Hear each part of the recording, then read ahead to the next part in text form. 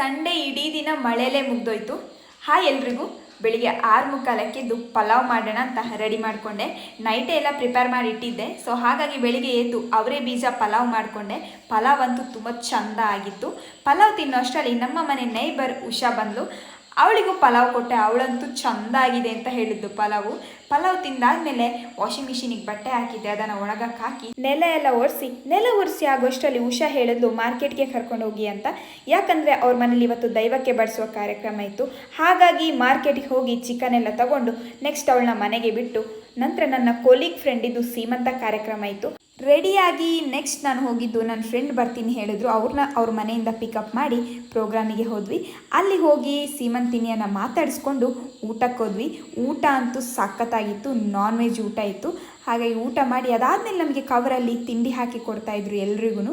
So ತಿಂಡಿನ ಹಿಡ್ಕೊಂಡು next ನಮ್ಮ ಮನೆಗೆ ಹೊರಟ್ವಿ. ನನ್ನ ಫ್ರೆಂಡ್ ಲೀಲುನ ಅವ್ರ ಮನೆ ಹತ್ರ ಡ್ರಾಪ್ ಮಾಡಿ ನಮ್ಮ ಮನೆಗೆ ಹೋದೆ. ನೆಕ್ಸ್ಟ್ ಉಷಾನ ಅವ್ರ ಮನೇಲಿ ಕಾರ್ಯಕ್ರಮ ಅಂತ ಹೇಳಿದ್ನಲ್ಲ, ಏನಾರು ಹೆಲ್ಪ್ ಮಾಡೋಣ ಅಂತ ಅಲ್ಲಿ ಹೋದೆ. ಅಲ್ಲಿ ನೋಡಿದ್ರೆ ಅವ್ರ ಕಸಿನ್ಸ್ ಎಲ್ಲ ಇದ್ದರು. ಹಾಗಾಗಿ ವಾಪಸ್ ಮನೆಗೆ ಬಂದು ನೈಟ್ ಫ್ರೆಶಪ್ ಆಗಿ ನಾನು ಅಪ್ಪ ಅಮ್ಮ ಊಟಕ್ಕೆ ಹೋದ್ವಿ. ಅವ್ರ ಕಸಿನ್ಸ್ ಹತ್ರ ಎಲ್ಲ ಒಂದು ಸ್ವಲ್ಪ ಹರಟೆ ಹೊಡೆದು ದೈವಕ್ಕೆ ಬಡಿಸಿದ ಪ್ರಸಾದ ತಗೊಂಡು ಊಟನೂ ಆಯಿತು. ಇದಾಗಿತ್ತು ನನ್ನ Sunday mini vlog. Next mini ವ್ಲಾಗಲ್ಲಿ ಸಿಗ್ತೀನಿ. ಬಾಯ್.